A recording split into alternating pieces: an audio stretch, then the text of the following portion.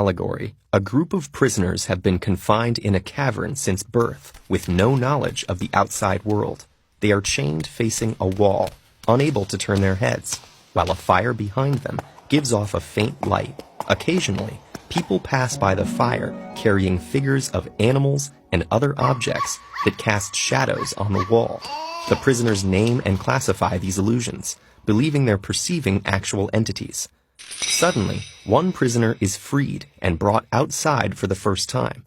The sunlight hurts his eyes, and he finds the new environment disorienting. When told that the things around him are real, while the shadows were mere reflections, he cannot believe it. The shadows appeared much clearer to him, but gradually his eyes adjust until he can look at reflections in the water, at objects directly, and finally at the sun, whose light is the ultimate source of everything he has seen.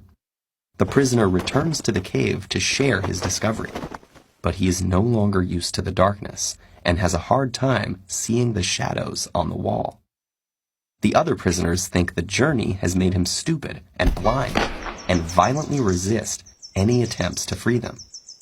Plato introduces this passage as an analogy of what it's like to be a philosopher trying to educate the public. Most people are not just comfortable in their ignorance, but hostile to anyone who points it out.